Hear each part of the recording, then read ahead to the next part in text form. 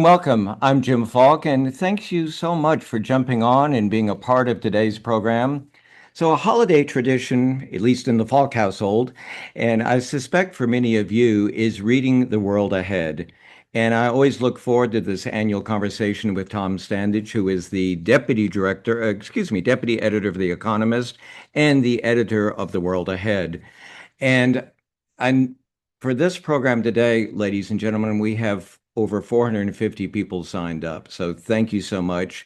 And that leads me to thank the World Affairs Council of Connecticut for always hosting WorldNow and for the growing number of councils who are part of our program.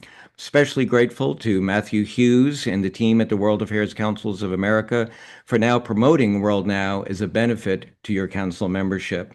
Now, let me just ask everyone, when you want to ask a question, please go to the Q&A symbol in the Zoom screen and put your question there and not in the chat because that scrolls and I cannot follow it. Tom, always a pleasure to have you with us. Thanks so much for being here. Hello, it's great to be here once again, and it's a great So, annual tradition. a very quick bio, because I think people know you very well. Tom earned his engineering and degree in computer science at Oxford University, and he joined The Economist just a while ago, 1998, as a science correspondent, and that led to many other very interesting positions: technology editor, business editor, and digital editor. Some of the remarkable, enjoyable things that you see on The Economist website, that's all coming from Tom's work. He's the author of 6 history books, and one of my favorites, of course, is A History of the World in 6 Glasses. You can find, I think, all of his books. You can order them. I never like to say that word Amazon because one of my good friends will not be happy who owns a bookstore, but you might be able to find some of the books on Amazon as well. And here's something that I didn't know. I was really surprised that I didn't know this, that Tom plays the drums. And we're going to talk a little bit about that. He plays the drums in an alt rock band called Sebastopol, and want all of you to be sure to stick around to the end of the program because we're going to play Send the Boats from the album Hello All Stations. This is Zero. And I did find that both on Apple Music and Amazon Music. So, Tom, how did I miss that? I don't know. I wear many hats, but yeah, I do play the drums on the side. I actually come from a musical family, so my father, Simon Standage, is a violinist and quite a famous Baroque violinist, in fact. And in fact, his Wikipedia page is much longer than mine because it has the full discography of all the CDs that he's made. But yeah, everyone else in my family basically is a musician, and I just do it on the side for fun. So it's that old joke that a band consists of 4 musicians and a drummer, and so I'm the drummer. So, is the band where the song we're going to play, is that still in existence? Yeah, And yeah, I no, think, yeah. I do still make music with those guys, and in fact, we've been making music together since the '80s. We were all at school together, and we finally made a couple of proper albums. So that Send the Boats is from the first album, and we made a second album, only about half of which has been properly released onto Spotify. So we're incredibly unproductive and slow, but yes, we like to take our time, and it's been like 40 years we've been playing together, so we're obviously not in any rush. Another band I play in is the Economist in-house band, which is called the Invisible Hands. And it consists of people from across the Economist group, and its lineup has changed quite a lot over the years, but it generally has included several journalists, people from the product side, people in marketing, and we play at Economist events internally and sort of launch parties and things like that. The CEO loves us because we are a cross-functional team, and we're sort of embody collaboration. We're different parts of the Economist group working in harmony and this sort of thing. But no, it is great fun, and we play sort of jazz standards, and then we kind of get louder as the evening goes on, and we end up playing kind of rockier stuff too. But we have a fantastic singer from the marketing department called Alice. But over the years, yes, we've had various Economist correspondents playing in that band. The economics editor on keyboards and the language columnist on bass and this sort of thing. So Oh, it's that's great fun. fun. Yeah. Well, like I said, stick around, folks, and you'll be able to hear one of the songs at the end of the program. Before we go to the top 10 of the trends, just a few quick, I know lots of our listeners have heard this before, but maybe some haven't. Tell us about the world ahead. It's now in its 40th year. It is How does the indeed. process begin? Yes, here it is. So we kick off every year in May, and we start to think about, what's coming up, what's definitely going to happen in the year ahead. What are the big trends? What might we want to cover? And we have a big kind of informal meeting in May where we get the ball rolling. Um, and we come up with a kind of plausible list of stuff we might want to include. So the World Ahead is written by the same people who write The Economist. It's the same journalists, but we're joined by other contributors as well. So the folks from the business to business side of the company, so the EIU, which provides sort of country reports and forecasts for companies. We have 16 industries and 81 countries that they provide forecasts for. We also have guest writers, and I'll be referring to a couple of those in the course of my presentation as well. And we have some forecasts from the super forecasters, who are the best geopolitical forecaster team in the world. So yeah, we basically put all of that together, and the heavy lifting really happens in September and October, and we have to get it kind of basically ready to go by the end of October, and then we have this sort of nightmarish period in the first 2 weeks of November where we're sort of applying last minute touches to it and hoping that there isn't too dramatic news breakthroughs or whatever. And of course, that's always when the US holds its elections. So Yeah. we're very often sort of waiting for the smoke to clear after those elections so that we can go to press. But yeah, that's basically when it happens. It mostly happens in September, October, and the beginning of November. And then I spend the rest of November, December, January, and often quite a bit of February, basically going on the road and promoting it and doing presentations like this. So I want Yeah. as many people as possible to hear about the work we've put together. But I also think it's a genuinely useful guide to help people get ready for the coming year. So who are the super forecasters? And I could be one, right? Yeah, well, actually, you can kind of learn about it. So, what happened in the 1950s? The Rand Corporation came up with a forecasting methodology called Delphi, and essentially, it's where you get a bunch of people, and they actually it's best for them not to be experts in the thing you're trying to forecast. You really want kind of a mixture of people, and you want people who are generalists, and you can have a few experts thrown in. But the evidence suggests that actually experts are really bad at making predictions about their own field. But anyway, what happens is you come up with the questions you want people to make forecasts on, and everyone makes anonymous forecasts. And originally, this is done by writing on a piece of paper, and you say, what your forecast for a given thing is. You have to put a specific number on it. And you also give your reasons and your explanation for this. And then what happens is that somebody takes all of the forecasts and they figure out what the median is and what the range is. But most importantly, all of everyone's reasons for making the forecast they did are shared anonymously with the other participants. And then they make a second forecast. And what tends to happen is that the second forecast is over a narrower range. So it turns out that hearing from other people, but not knowing who they are, about why they made the forecast they did, makes group forecasting much more accurate. And this whole process was sort of formalized and improved by Philip Tetlock at UPenn, and he called the process super forecasting. And one of the big parts of it is sort of learning to identify your own cognitive biases. And so Mm. super forecasters are people who are very, very good at setting aside their cognitive biases and just looking at what the evidence is and things like baselining. And, there's a bunch of techniques that they use, and you can teach it. But there does also seem to be a sort of inherent superpower that some people have. Anyway, that whole super forecasting process, so Delphi, as improved by Philip Tetlock, is now commercialized by a company that he set up called Good Judgment. And what happened was that the US intelligence community had a competition to find the best geopolitical forecasting team in the world. Or was it in America? It may have just been in America. And so they had entrants from universities and from investment banks and from the super forecasters. And the super forecasters won by a huge margin. And the following year, the intelligence community held the competition again. And again, the super forecasters won by a huge margin. So at that point, they stopped holding the contest and just said, these people obviously know what they're doing. So we'll just kind of fund them and go with them. And so we're very lucky that they do a handful, kind of 10 or so forecasts for us each year. And we score them each year. We say how many they got right and how many they got wrong from the previous year. So it's all just part of the mix. And I think when you're looking to the year ahead, you want a mixture of these very specific numerical forecasts, and you want some kind of, the journalist's hunch and, going with our gut. And what do we think's happening? Well, we think it's, time something like this changed, or this is overdue for, this country's going to, there's going to be a change or whatever. And so I think you need to have a mixture of things. And I think the main aim of something like the World Ahead is to give people a sort of smorgasbord of Yeah. possible things to look out for next year. And one of the former editors of the World Ahead, he always used to say that being boring is much worse than being wrong.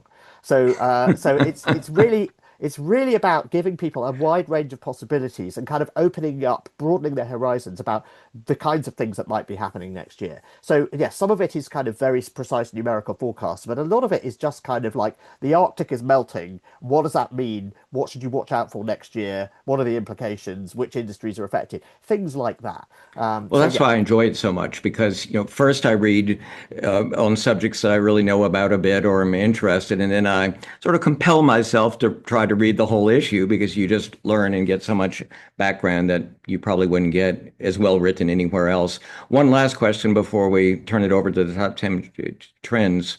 The guest contributors are always so interesting. And yeah. again, this year you have some tremendous ones. I especially enjoyed the one by Prime Minister of Canada. Yeah. But who did you not get? It would seem to me that people would be just knocking on your door wanting to be part of it. Yes, I have to confess, this year I tried to get the Pope because I'm very interested in the Pope and his attitude to AI. So Pope Leo, the previous Pope Leo, was the Pope during the Industrial Revolution, and so this is like the late 19th century, and everyone's very worried about the impact of of automation and industrialization on jobs and on pay and on inequality and so on. And that Pope Leo really sort of regarded it as his mission to try and deal with the social consequences of industrialization, which in the long run we know are very good. It's the biggest wealth creation event in history, but we also, recognize that people have to live in the short run, and these big technological changes can be extremely disruptive, particularly to people in some industries where they bear the brunt of the initial change. And so the current Pope Leo, he took the papal name Leo because he says we're basically looking at the same thing again now with AI, Hmm. potentially upending job markets, potentially increasing inequality and so on. And we have to make sure that it's adopted in a fair and just and responsible way. And so that's why he chose the name Leo. So I really wanted to get him to do a guest article for us. And I wrote a letter, and it's not every day you have to write a letter to the Pope, and you have to find out how do you address the Pope in a letter, all this kind of stuff. And we actually had quite a lot of, we did talk to his people. We have quite a good relationship with the press office there. But obviously, he's a very busy person in a lot of demand, and you'll see, I mean, you see him in the news. Well, he was just Yeah, in Turkey, wasn't he? He's doing a lot of things. So he didn't have time to write an essay for us about AI, which I was, slightly disappointed by, but it's understandable. Anyway, so he was one of the people who got away, but maybe I'll try again next year with him because absolutely, you must. he has some Well, interesting things to say. let me remind everyone to go ahead and put your questions in the Q&A box, and let me turn it over to you, Tom, for the top 10 trends. Great, thank you very much. Right, so I'm going to make my slides pop up like this, so I hope you can all see them. Yeah, so this is I think, the sixth edition that I have edited of World Ahead, but we have in fact been doing this for 40 years. Hang on a minute, that's the one I mean to show you. So here are the covers of all 40 editions, and you can see the latest one down at the bottom there. And in each case, uh, the years that I've been editing it, I've done a letter from the editor in the form of a top 10. And this is essentially a summary of the big themes that keep coming up as I've been putting all the pages together and reading everything and editing everything. What are the kind of common threads? What are the big themes that emerge from this? And so I write my top 10, which looks like this. And that's what I'm going to take you through now. So here we go. You won't be surprised that the number one item in the top 10 is America's birthday party. So it's the 250th anniversary of the Declaration of Independence. We love anniversaries at the World Ahead because, particularly when we know there's going to be serious celebration of that anniversary, we had an anniversary around Jane Austen this year. I think that was a 250th as well, wasn't it? But anyway, we absolutely know that this is something that is going to happen no matter what. But it's going to happen in a way that really, I think, highlights sort of how divided America has become. There are actually two rival committees now organising the official celebrations. The one that had been set up a few years ago and has representatives from, I think, the Bushes and the Obamas. I mean, it's a bipartisan committee, but Donald Trump decided he didn't like it. So he set up another one as well. And so they're going to be organizing a sort of parallel series of events. The most astonishing of which is the mixed martial arts cage fight that is going to be happening on the White House lawn, which I couldn't believe was real when I read about it. I thought it was a joke, but is in fact true. And Donald Trump is into UFC and all that kind of thing. So, but it's very hard not to read it as a metaphor for the state of America's politics, which sometimes does sort of resemble a cage fight, even to people outside the country. So I think during 2026, we can expect to hear wildly diverging accounts of America's past, present, and future as Republicans and Democrats describe the same country, but just in completely different terms. Um, and then it's not sort of theoretical because the voters then get to give their verdict on which of these visions they prefer in the midterm elections in November. And I think there's a couple of things to watch out for there. Firstly, where will the Democrats end up? They're likely to do well just because the party that loses the White House tends to do well in the midterms. Um, but I think the bigger question about the Democrats is sort of, where they're going as a party. Are they, I mean, there are all sorts of things being tried out at the moment. Some favor a shift to the left, like Alexandra Ocasio-Cortez and Zoran Mamdani. There are centrists who support the abundance agenda. And then you've got Gavin Newsom trying a much more aggressive tone that's explicitly based on sort of using the Donald Trump playbook against Donald Trump. So, will any of those cut through, and will the Democrats sort of cohere around a particular sort of set of messages and a particular leader? We don't know, but that will be very informative about where the Democrats are going to go after 2026 as we head towards 2028. And the second thing to watch out for is whether Donald Trump tries to interfere in the midterm elections if the Republicans do badly. Now, this isn't just, me kind of being a liberal whinger in Europe saying this. We have a guest article in The World Ahead by two former US government attorneys, one under George W. Bush and one under Barack Obama. And they are very worried about this.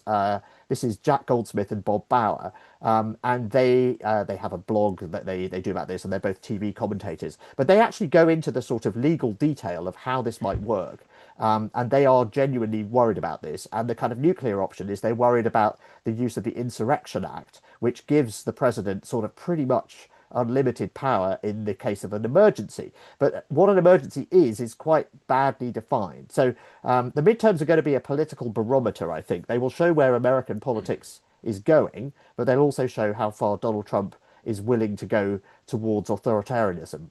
Will he intervene? Will he not? We'll find out.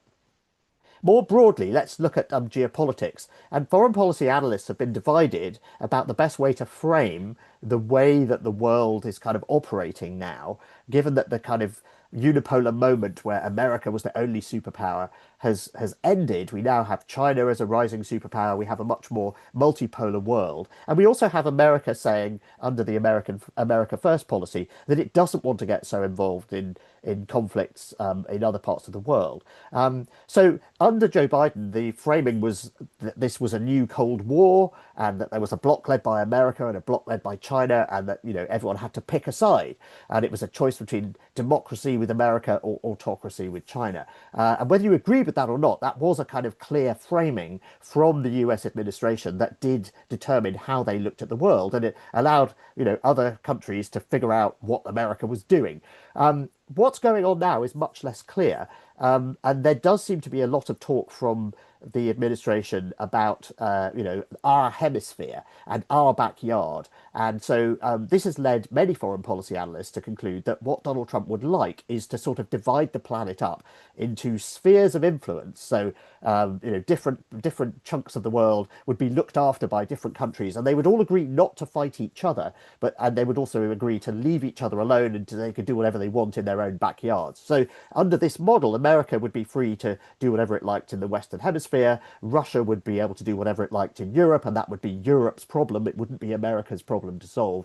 China would be able to do whatever it liked in Asia, and Saudi Arabia would be sort of in charge of the Middle East. This is given some credence, some support, this view, by the new national security strategy that's just come out. It does kind of fudge it, though, because it also sort of says that it doesn't want China, which it doesn't quite name, to swipe Taiwan, and it does sort of provide backing for America's allies in Asia. So it's really not clear. It's a bit of a fudge. So there's been this interesting debate about which of these two models is sort of closer to Donald Trump's thinking. But I think the answer is that there isn't a neat answer, and journalists and business people and foreign policy analysts like to have a neat answer. They like to have a sort of neat framework, but reality is chaotic, particularly with Donald Trump around, and he prefers a much more transactional approach based on going with his gut, based on instinct. And he's not so interested in kind of grand geopolitical paradigms. So the new national security strategy does look like an attempt to put a kind of intellectual framework around some of the things that Donald Trump has said, but they're not always terribly internally consistent. So it's quite difficult to do that. And I think the reason is that Donald Trump really likes being unpredictable. It gives him leverage, and we've seen that with the deal he was able to do in Gaza. I mean, it is a superpower being so unpredictable in that way. And there's a very helpful saying, I think, that helps sort of helps make sense of this, which is that Donald Trump's thinking is a mystery, not a secret. So it's not the case that there is actually a secret plan somewhere. It is actually a mystery what he's going to do in any given situation, possibly even to him. I mean, he just likes, doing things on instinct, what feels like the right thing to do in the moment. He has, that's the way he likes to operate. But that's the saying that people have been using in Washington, a mystery, not a secret. And I think that's quite clarifying. What this means is that the old rules-based order is going to continue to drift and decay further. There isn't going to be a sort of new set of rules because, we're seeing instead rules being thrown away, rule books being tossed in the bin, trade deals and treaties being torn up, conventions being ignored.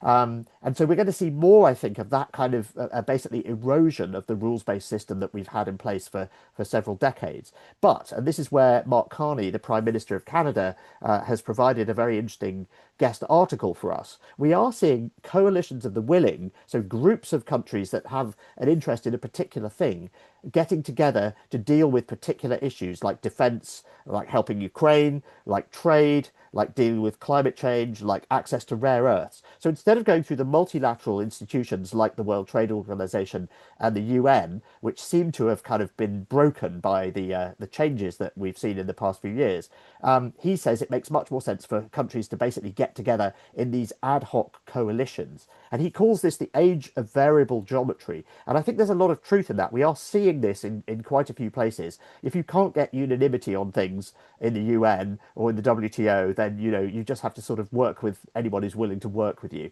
And so I think we are going to be seeing more of that kind of cooperation. We also have a guest piece from Kaja Kallas, who is the European Union's head of foreign policy, and she says something very similar, which is basically Europe has to be prepared to do these kind of deals and work with people where their interests align.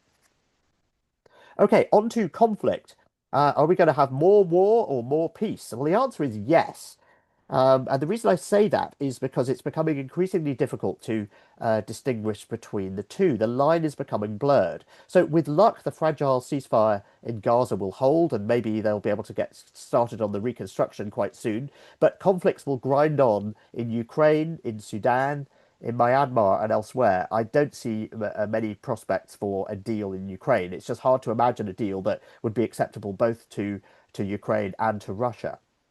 But what we're seeing more broadly is both Russia and China testing America's commitment to its allies with what's either called hybrid warfare or grey zone provocations in Northern Europe and in the South China Sea. So these are actions that are deniable. They stop short of being acts of war, but they keep happening. So drones mysteriously appearing in airports around Northern Europe, often just as Russian tankers are going past. Russian tankers that occasionally get stuck in the middle of key waterways and occasionally drop their anchors and manage to cut internet cables or damage pipelines. And we've seen, mysterious fires breaking out in warehouses across Europe, very often warehouses used by companies that happen to be supplying Ukraine with various things. We've seen cyber attacks ticking up, and I think more and more when we have cyber attacks when the airport's computers stop working or something, the assumption in Europe is very often this must be the Russians. It is not always the Russians, but I think very often it is. And similarly, if you look at what China has been doing around Taiwan, again, cutting cables, conducting missile tests, naval drills around the coast, and this sort of thing. So Mark Rutte, the Secretary General of NATO, has a very nice way of putting this. He was talking about Russia recently, and he said, we're not at war with Russia, but we're certainly not at peace either. And I think this is the key thing, that this is a sort of blurring of the line between peace and war. In the old days, when one country attacked another, like when Russia attacked Ukraine, you can see what's happening. One country is trying to take territory away from another. But with these grey zone provocations, that's not what's happening. They're occurring in the spaces between countries, in the global commons, places like the high seas or on the sea floor or in the Arctic, which is opening up as the ice melts, in cyberspace and in orbit, in space itself, where Russia seems to be developing new kinds of weapons and where America wants to build a missile defense system called Golden Dome. And so we're seeing more and more countries getting involved in what's called offensive space operations. So building satellites that can sidle up to another satellite and do some damage to it. Actually, the same technology can be used to repair and refuel satellites, but the technology needed is exactly the same whether you're using it for civilian purposes or for offensive military purposes. So I think what we're seeing now is tensions rising in all of these areas as the line between war and peace becomes ever more blurred. Now, something we've done this year for the first time is we've made a map of conflicts around the world. And this is something that some NGOs do as well, sort of conflicts to watch. These are the sort of more traditional conflicts, as it were, of one country, muscling in against another, or two neighbours who have some rivalry. And as I say, what makes it hard to keep track of all of this is that more and more of these conflicts are undeclared grey zone activities. Anyway, all of this poses a particular test for Europe because its model has long been based on protection from America, demand from China, energy from Russia, and doing all of this in a world where, globalization means you can trade with everyone. And obviously, the world has changed. America is looking inwards. China is now a competitor to European industry. Russia is a warmonger, and globalization is in retreat. And also, to make matters worse, Europe is aging fast, and its surging hard-right parties want to limit immigration, which is the obvious way to deal with the demographic shift. And at the same time, Europe needs to rebuild its military strength, it needs to revive its sagging economic growth, and it wants to remain a leader in climate standards and in free trade. So it can't possibly do all of these things at once. And so one of the hopes that many European countries have for 2026 is that two of these problems, at least, can be solved by crashing them into each other. So you can sometimes solve two problems by crashing them into each other.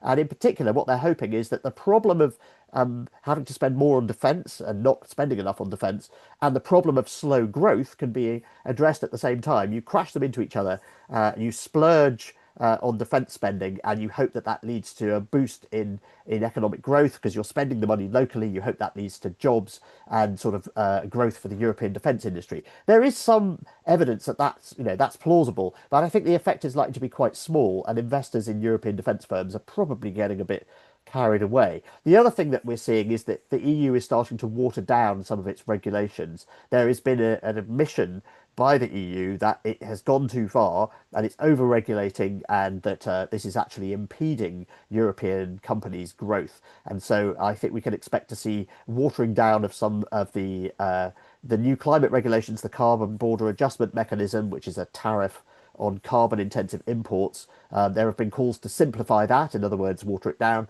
And there's also talk of watering down or delaying regulation in other areas too, like AI and data protection. So Europe is in a tough spot right now. The world is making things more difficult for Europe rather than more easy. But the opposite is true for China. The flip side of all of this is that the current situation presents all sorts of opportunities for China to increase its global influence. Donald Trump's America First policies, like cutting foreign aid, putting tariffs on everyone, including America's allies, attacking universities, attacking science and medical research, all of this has the effect of alienating allies, trashing America's global reputation. A huge number of American scientific and medical researchers want to leave the country, and also reducing its soft power. So, people in America and people in Europe and in Africa and elsewhere who used to aspire to studying and living in America are having second thoughts, and they're saying, well, actually, maybe the East looks more promising, or maybe there are other places that we'd rather go rather than going to America. And meanwhile, this allows China to present itself as the adult in the room, as a more reliable and predictable trading partner that's not going to change its mind every 5 minutes based on what its president says. And this is being particularly the case in the global south, where China has been striking a string of trade agreements. And just more generally, actually, we have seen this sort of flourishing of trade diplomacy as everybody except America tries to do trade deals with each other. But it's particularly clear in the case of China. And it also sees an opportunity to maybe do a deal with Europe and open up a bit more trade between China and Europe, where there are some restrictions in place, because it can say, well, look, we still believe in free trade. And when we sign a trade deal, we'll stick to it. To which Europe's reply is, maybe reduce the subsidies to your clean tech industry and then we can talk. But we'll see. One of the interesting things that China aspires to is getting into the CPTPP trade bloc. This was a trade bloc that was originally set up to counterbalance China. So that would be quite ironic if China was let into it. I don't think there's much chance of it. Anyway, for countries that have long tried to triangulate between America and China, like Indonesia and Vietnam and India and Singapore, it's even more difficult now to strike a balance as America hits them with tariffs. And if you have to choose between two superpowers to align yourself with, or maybe you just choose the one next door. For his part, Donald Trump doesn't seem to be concerned about what happens to Taiwan or human rights in Xinjiang or any of the other things that American presidents tend to, come to loggerheads with China about. Instead, he's happy to do piecemeal deals with China on, soybeans or AI chips or resuming rare earth exports. And actually, that kind of transactional approach suits China just fine. They don't want to have to get into these sort of deep questions of geopolitics. They're happy to just keep everything, strictly business. But the trick will be to keep relations with America transactional rather than confrontational. Onto the economy more broadly. So far, the US economy and the global economy have proved more resilient than many people expected to Donald Trump's tariffs. So there were widespread predictions of a recession when they were first announced in April. But in practice, the tariffs that we've ended up with are much less, the levels are much lower than was originally suggested. It's an effective tariff rate of about 10%. But this does raise prices in the US, and it does have the effect of dampening global growth. And we haven't really seen that kick in yet. So one of the big questions for 2026 is whether, the price rises kick in, and if and when they do, who gets the blame for that? Do people believe Donald Trump when he says he's bringing prices down? Or do they say, well, hang on a minute, the reason we elected you in 2024 was that you said you would deal with the prices of groceries and things like that, and you haven't done that. So that's a big internal question. But there's also another cause of concern, not just in the US, but elsewhere, which is the risk of a bond market crisis as rich countries continue to live beyond their means. So OECD countries, the rich countries, are running an average fiscal deficit of 4.6% of GDP. And in the G7 countries, it's an average of 6% of GDP. This is clearly unsustainable. If you look at the size, not just of the deficits, but of the actual debt to GDP ratio now, it really has shot up in recent years as a result of higher spending during the pandemic, which has not been ratcheted back down again. And there's particular concern about the US, France and Britain, which show no sign of being able to balance their budgets. So in theory, what these countries ought to be doing is austerity, so cutting spending and raising taxes. But austerity is deeply unpopular, and many governments, and France is a classic example, find themselves squeezed between the bond markets on the one hand that don't really want to tolerate much more borrowing, and populist parties on the other that don't want to tolerate any reduction in spending. And there's no way to please both of them, as we've seen in France. So I think with more and more rich countries living beyond their means, the risk of some kind of bond market crisis is growing. And I think a possible trigger for this is the replacement of Jerome Powell as the chair of the Federal Reserve. His term ends in May, so Donald Trump will name his successor probably in January or February. And if he's replaced by a friend of Donald Trump who will just do whatever he's told and cut interest rates to juice the economy before the midterms, and the thing is that that would juice the economy, but it would also mean more inflation and higher prices, which is the thing that American consumers seem to be most concerned about. Well, then bond markets would not be very impressed by that. And in fact, we've seen wobbles in the bond markets in the last few days. Investors are quite concerned about some of the potential choices that Donald Trump seems to be looking at as his next Fed chair. So I think the upshot is that if governments can't balance the books on their own, then markets sooner or later will force them to do so. And it may be that we get some kind of crunch in 2026. But that's not the only possible cause of a financial crisis in the coming year. The AI boom has been propping up US GDP growth, and it may be concealing underlying weakness. If you look at the S&P 500 and you take out those seven big tech companies, it's basically been flat for the last couple of years. So all of the growth in the stock market has been coming from the tech firms, and it's accounting for something like AI expenditure, something like half of US GDP growth at the moment. So the weird thing is there's a big disparity between the amount of money going into this AI infrastructure, something like 1.5 trillion so far, 3 trillion by 2028, 5 trillion by 2030, and the actual revenue that's coming out of this. So obviously Nvidia is selling lots of chips, but at the end of the day, are people buying AI services? Are people and companies actually buying the thing that all of this infrastructure is there to produce? And the answer is no. The current revenues from AI services generally, so across the board, OpenAI and all the other people selling services, it's running at about $50 billion a year, which sounds like a lot, but that's about an eighth of the revenue of Apple or Google on their own. And the level of capex implies a revenue of about $650 billion a year, not 50, 650. And we also see that only about 10% of US companies say that they're using AI in their production processes.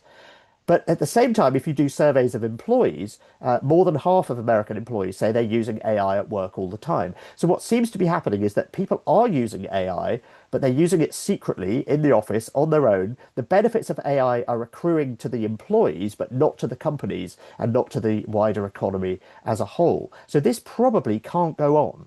And that's why I think we're likely to see a correction in share prices, that the revenue and the adoption by companies just aren't happening to justify the degree of spending that we're seeing. And if we did have a drop in AI shares, an AI bust could trigger a wider slowdown, not just in the US, but more widely, because a lot of supply chains in Asia have also been benefiting from the AI boom. Now, this wouldn't mean that AI doesn't work, and it wouldn't mean that it isn't a useful technology. It is. And in fact, we've seen with previous world-changing technologies, with railways, with electricity, with the internet, that we have these booms and busts before we get to the mass adoption where they actually change how we all live and work. So I'm quite optimistic actually about the long-term prospects for AI as a transformative technology, but I'm also quite pessimistic about the valuations that we're seeing at the moment. And I think we are going to have to go through a boom or bust, a bust or two before we get to the sort of adoption that would justify all of this. And that's, of course, what we saw with the internet. The other thing to look out for is a growing backlash, whether or not shares in AI firms fall or not.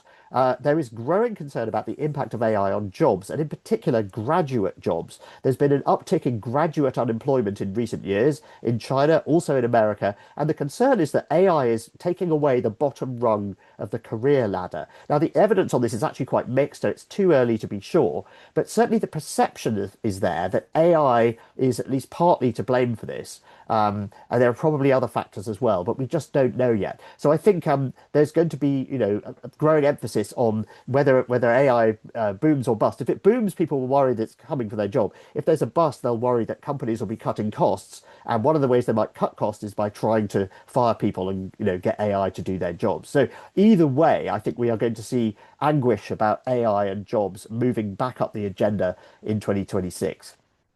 On to climate and energy, and it's a mixed picture. There's good news and bad. On the one hand, we'll hear in 2026 it will become completely inescapable that limiting warming to 1.5 degrees Celsius above the pre-industrial average is definitely not going to be possible. That's the more ambitious of the two Paris Treaty targets. Also, Australia will receive the world's first officially recognised climate refugees from Tuvalu. Obviously, climate change has already caused people to move around. It's a big factor in migration already. But this will be the first time that a country will accept refugees on the basis that basically Tuvalu is going to be underwater pretty soon. And greenery generally has been pushed down the agenda by the uncertainty and the chaos around Donald Trump's trade policy. And that's made it much harder to focus on longer term challenges like climate change. Also, bosses are just much less keen on talking about climate change and climate action in public. The number of mentions of climate change in earnings calls fell off a cliff at the beginning of this year because nobody wants to talk about this because Donald Trump says it's all a hoax. But there's actually quite a lot of good news, although it's sort of under the radar. Firstly, as we predicted last year, it looks as though we're now at the peak of global emissions. China's emissions have peaked and it sets the trajectory for the whole world because it's the biggest emitter, and it's pledged to cut its emissions by 7 to 10% in the next 10 years. And China has a history of under-promising and over-delivering on its climate targets. So I think it will easily achieve that. It's also adding renewable capacity faster than its electrical demand is growing. So industry can grow even as emissions fall.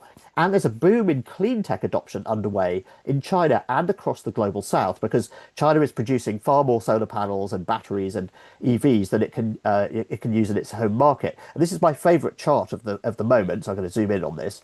This shows you the level of imports of solar panels in 20 sub-Saharan African countries for this year. That spike on the right-hand side of all of those little charts is June of this year, and this shows you that there is this extraordinary boom in solar adoption happening across the global south. Pakistan now gets, I think, nearly half of its electricity from solar. Solar adoption is soaring across Africa. Ethiopia has banned combustion engine cars. Morocco is the world's #9 in wind power. And this isn't so much to do with the politics or the science of climate change. It's because of energy security and because of low prices. So in much of the world now, the cheapest and most secure kind of electricity is to just make your own using solar panels. Just put some solar panels on the roof of your office or your house with a backup battery as well, so that everything works at night. And that is much cheaper and more reliable than depending on some expensive and unreliable grid. Or you may be off the grid. You may not even have access to grid power. So it's not surprising that people are sort of taking this into their own hands. And that's all good news. The other thing we're seeing is in the corporate world, many companies are actually quietly meeting or exceeding their climate goals. They're just not talking about it to avoid the anger of Donald Trump. And we call this green hushing, the opposite of green washing. So instead of over-promising and under-delivering on climate change, which is green washing, companies are over-delivering, but they're just keeping quiet about it. So the green transition is definitely underway. And then just a final thing, we're very keen on the prospects for geothermal energy. And geothermal energy is where you use hot rocks under the ground to heat up water, and sometimes hot water just comes out of the ground, but if not, you pump water down to them and then hot water comes out and you use it to spin a turbine. What's happened in the last couple of years is a bunch of startups have figured out how to combine this approach with technology from the fracking industry. And fracking, of course, when you're getting oil and gas out of the ground, you do this horizontal drilling. You go down and then you go across.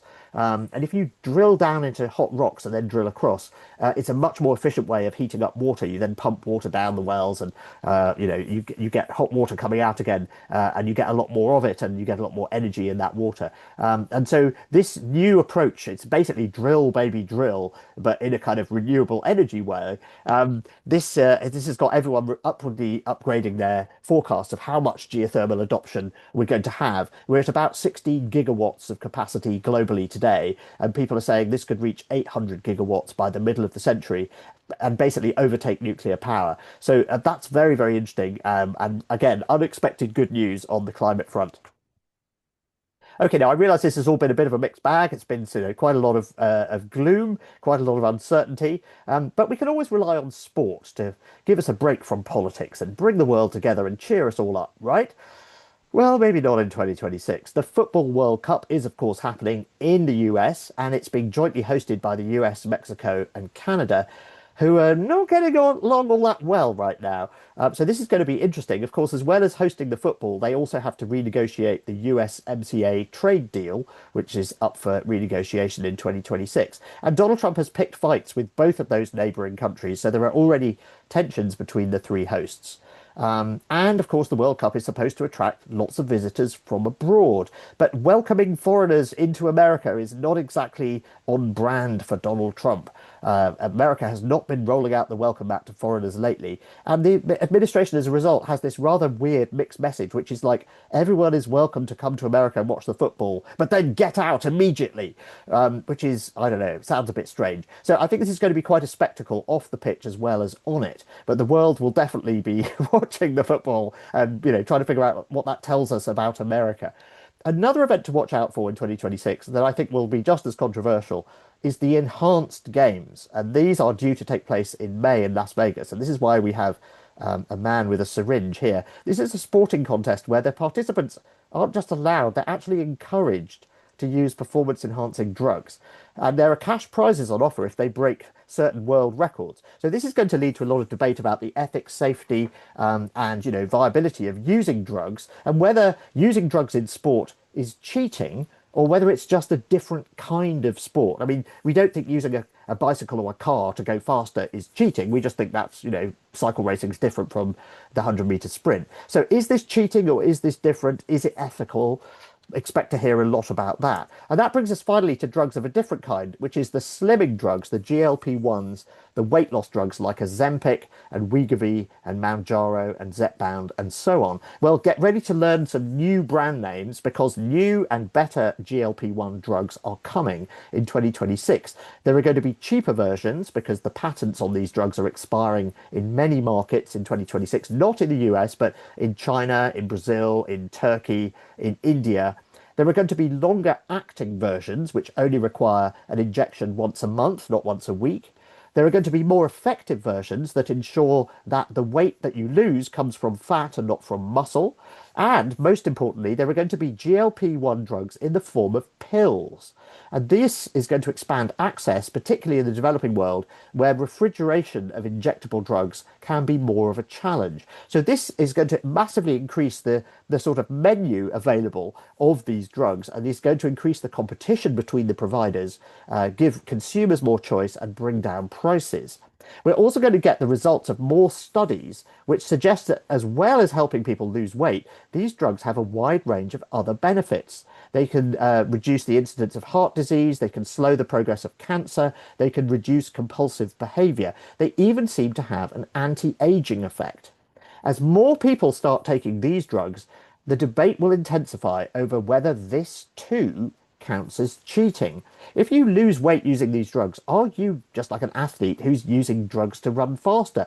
Is that, morally okay or not? Should you be required to tell your friends and family if you hide it from them that you're using this drug? Is that somehow to be frowned upon? Is it less of a victory than just going on a diet? Are these drugs like just taking a food supplement? I mean, the pills are going to be just like, taking a vitamin or something. Is it okay for non-obese people who want to be thin to take these drugs as a lifestyle drug? So all of this is extending the debate about the ethics of performance-enhancing drugs to a much wider group than elite athletes and bodybuilders who've been arguing about all of this kind of stuff for years. Hardly anyone gets to take part in the Olympics, but we can all participate in these Ozempic games. Okay, those are my top 10 themes to watch in 2026. You can read about all of them and more on our website. You can buy The Economist World Ahead on newsstands. And I think just to sum up, an overarching theme here is that 2026 is a year of transition. There are lots of areas of uncertainty at the moment in geopolitics, in trade, in the economy, with technology, but we should start to get some answers to some of these questions in 2026. And I think in many ways, what happens in the coming year will shape the next decade. So wherever you stand on performance enhancing drugs, I hope you find the World Ahead 2026 to be a valuable supplement to your media diet that boosts clarity and foresight as you navigate the coming year. Thank you for listening. Wonderfully presented as always. Thank you so much, Tom. And we have just a few minutes, and I do want to work in a few questions. Beckett Potter asked about, clearly, as you explained and talked about, the expansion of AI, quantum computing, great demands on energy. You spoke about solar, but what about nuclear? Yes, so actually, I think the thing to watch with nuclear is what happens with fusion. So there are a bunch of fusion startups. There's about 30 of them around the world. And in the same way that geothermal has benefited from an influx of investment from big tech companies because they're trying to find alternative sources of energy to run their data centers. And so they've been looking in all sorts of unusual places and funding all sorts of unusual startups. So the geothermal folks have had this breakthrough using fracking technology, and the fusion people could be soon behind them. Some of the fusion companies are extremely optimistic that they are about to get to the point where they have reactors that produce more energy than they take in. And there are two in particular worth watching. One is called Helion. Helion has already done a deal with Microsoft to start supplying electricity in 2028. It doesn't even have a reactor yet, but this suggests they are very optimistic that they are going to have a working reactor within the next couple of years. And the other one is called Constellation, which is a spin out of, oh, no, sorry, it's called Commonwealth. It's a spin out from MIT, and it has a experimental reactor that's going to go live literally in the next couple of months. And it may be the first time a fusion reactor produces more energy than it takes in. And then they hope to scale that up in the next couple of years and have a fusion power plant as well. So actually, when it comes to nuclear, the thing I think that's really exciting is the possibility that, like AI didn't work for decades and then it suddenly did, fusion power is like that too. And quantum is too, by the way. And I think we are going to see a breakthrough in quantum, just not in the next year. I think that's still kind of 5 years away. But I think these technologies that we've talked about for a long time, AI started working. I think fusion is going to be next, and I think quantum comes after that. Question from David, and he first phrase is United States making a mistake by cutting Voice of America and global humanitarian aid. I think most of us on this program would say yes. You had several articles in the World Ahead about the decline in foreign students coming to the United States, the growth and use of soft power by China. Go ahead and Yes, elaborate on absolutely. what So, you so found. exactly. So America has benefited from its enormous soft power for decades. It's the place where any entrepreneur wants to go and live and work. And it's been a beacon. The world wanted to go and like be more like America, live in America. It was like the coolest place to live. Hollywood was doing a massive sort of marketing job in effect. And so America has always been very. It's always benefited from its enormous soft power. Similarly, it leads the world in scientific research. So if you were if you not just if you had a startup, if you were a researcher in any field, you probably wanted to go to America because get the most funding, you'd be around the smartest people, you'd be able to get the most done. All of that is in jeopardy now. America is no longer looking as attractive because it's not letting people in. It's saying that mRNA, scientific research, RFK Jr. has something against it. He doesn't like the vaccines that were made with it. So he's clamping down on all mRNA research, which includes things like cancer treatments and so on.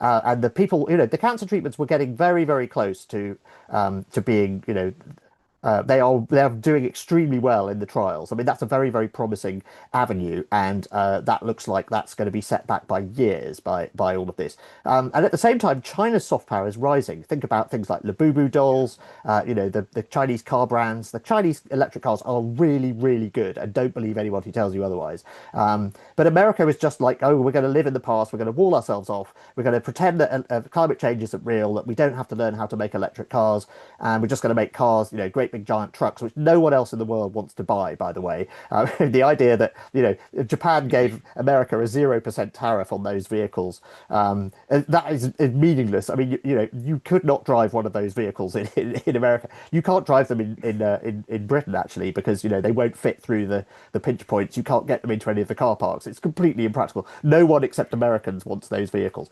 But anyway, I just think generally there is this extraordinary assault on America's soft power underway, and it is putting people off. It may make some Americans feel good about themselves, but the rest of the world is like, yeah, we used to think these guys were cool, and actually now not so much. And that is that's going to take decades to repair that damage, I think. So I have sticker shock when you look at a car that costs 40, $50,000. Tell people about these cars that cost $2 million with how much horsepower the Oh yeah, this is EVs the is. yeah no this is the electric EVs. Yeah, I think the really interesting EVs are the $20,000 Chinese EVs, and even when you put a tariff on them in Europe, and so they go up to 26,000 in effect, they're still better than anything that Europe can build at that price, and they have benefited from subsidies But you from also have the the sports government. cars that are Yeah, $2 you do million. have the dollars. exactly. You have the hypercars, and the hypercars. I think the problem with the hypercars is that people like the hypercars to make a noise, and I mean I love my electric car. I love the fact that it's silent and that I can it's got incredible acceleration. So electrification of cars is a real problem if you're selling Lamborghinis or Ferraris because if I want super duper acceleration, I can get that in really quite a cheap electric car now. I do not need to buy a Ferrari. And if I want a big growly engine noise, then yes, I do have to buy a petrol. So they're making hybrid EVs and this sort of thing. But it is electrification is a challenge for the car industry generally, but it's also a challenge for even the most premium bits of it because the assumptions that you make about why people buy those cars don't necessarily hold when they're electric. Ray wants to know, have you at The Economist ever asked AI about the future? And I'll add to that, how is The Economist using AI now? So we're not using it to write any journalism. We're using it to make our journalism more accessible. So we use it for things like translation, to so we translate some of our content into different languages in our Espresso app using AI. We use it for summarization. We use it to transcribe podcasts. We use it for text to speech on some articles, although we do use human narrators still as well. And we're experimenting with various other products that give you so you can say things like, "I haven't had a chance to read the news for 2 weeks. I've been on holiday. Give me a summary of everything that's happened in Asian security in the last 2 weeks." We think that would be a useful thing our subscribers would like. So basically, in within this topic and this time frame, give me a summary of what's happened. So those are the kinds of things that we're kind of looking at. And I just think more generally, with forecasters, I've been talking to the super forecasters about this actually. They're still the best forecasting team. There's actually a ranking of all the forecasters, including some teams that are AI based. And then there are people who are using AI and humans together. But basically, the best human forecasters are still better than the best AI ones and the best human forecasters using AI. And I haven't asked. I mean, AI models are trained. I've found when using Gemini, for example, it sometimes get a bit confused about the date. It sometimes thinks it's the date when its training run finished. Not the current date, and it can quite often get mixed up. And I've noticed this with Gemini in particular. But you have to remember that they've been trained on, data that's in many cases quite old, and they can then search the internet and find things. But I think our job as journalists is to find, is to basically write down new things that are not on the internet already. So I don't think I'm keeping an eye on it, but I don't think that's going to be a very useful sort of source of predictions. The one thing I should say is that I did an interview with GPT-2, which is sort of the ancestor of ChatGPT. I did that in 2019 for our edition of the World Ahead 2020, and it predicted that Donald Trump would lose the election, among other things. So I did an interview with an AI back then. It wasn't a chatbot in those days. I actually had to make it be a chatbot, so I had to sort of jury rig it as a chatbot. But I did that, and I did an interview with it. But it was a joke, and I wasn't. We knew that it was not really. It was based on quite old data, and so I was doing that as a bit of fun. And I wouldn't. I would still take the opinions of my expert colleagues who are human over an AI when it comes to predicting the year ahead. Yeah, I asked a question a few months ago about tariffs, and it only talked about Trump's administration, the first Trump Exactly. 1.0, and I had to remind that President Trump was in office now. Exactly. And I've seen that quite often. I mean, I think I got an answer from one of these models that talked about the possibility of a second Trump term. And I'm like, wait a minute, what do you think's Wake up. happening? Yeah. So as always with AI, use with caution. Let me bring in Uzi McCoy. And this very interesting question. Given Europe's competing imperatives, raising defense spending, preserving relations with the United States, sustaining economic growth, uh, is there a way, does Europe feel a need to compromise with the United States? And what might that be? I think it's more that we need to avoid picking a fight with the US. So if we are going to take on more of our own defense, which I think is the right thing to do. And again, credit to Donald Trump here. He said, look, America has been defending you for a long time, and you should be paying more for defense. And that's, not an unreasonable thing. So he has, admittedly through unconventional means, got Europe to raise its defense spending. And I think that was overdue. But if we're going to be more self-sufficient, it's going to take a while. We're going to have to fill in the gaps where we currently rely on America with particular capabilities. And so in the meantime, we need to make sure that we don't fall out with America. So I think actually sort of keeping America on side, and we're maybe not as close and as friendly as we used to be, but I think that's the strategy, and that's basically what we saw. And I think the EU deal, where Donald Trump, after the initial announcement of tariffs, the EU then immediately said, okay, how about we do a deal? Ursula von der Leyen went to the White House and they did this deal. And there was quite a lot of criticism in Europe that the EU had rolled over too easily, and it hadn't sort of put up a fight, and instead it was just sort of saying, give the toddler what he wants, kind of thing. And I think that was quite unfair. I think the EU actually played it very well. It basically didn't pick a fight. It said, look, fine, we'll basically give you what you want if we can have a 20% tariff. That meant that European companies had certainty early on, and I think that was good. So I actually think that the way the EU handled it was very smart. We did something quite similar. We did a deal quite early, quite quickly, so British companies knew where they were. And so I think actually that's a good way of handling it. And so yes, it can sometimes be a bit, the flattery of Donald Trump in the Oval Office, and the NATO meeting where everyone was like, let's call him daddy and this kind of stuff. It doesn't look great, but I think pragmatically it's probably quite a good way to handle the world as it is now. Tom, as always, want to thank you. Happy holidays to you and to all of our friends at The Economist. Sorry we couldn't get to many of your questions, but in looking them over, let me remind you that most of your questions are going to be answered in the world ahead. And speaking of the world ahead, there you go. WorldNow will continue next year to bring you compelling and timely conversations. And of course, I hope we'll be back with Tom next December. And let me just quickly highlight that tomorrow at 7 p.m. Eastern Time, the World Affairs Council of Connecticut will be hosting a virtual conversation with a good friend of many of you, and that's Ambassador Charles Shapiro, who is the former U.S. ambassador to Venezuela. You can go to ctwac.org to sign up for that. And now let's listen to Tom Standage on the drums when we listen to Send the Boats from the album Hello All Stations, This Is Zero.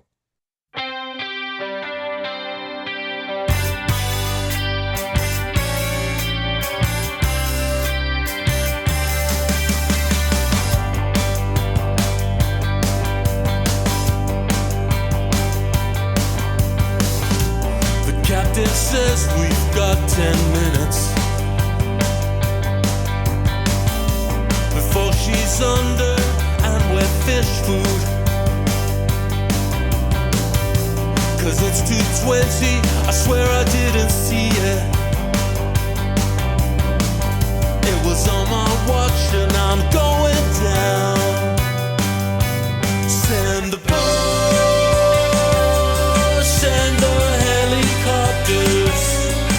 Just find me before I'm gone. Send the boats, send the planes. Just find me. I'm going down again. Going down again. Going down again. I'm flying over mountains, I'm crossing deep, deep ravines, but I'm not falling, I'm floating into your life.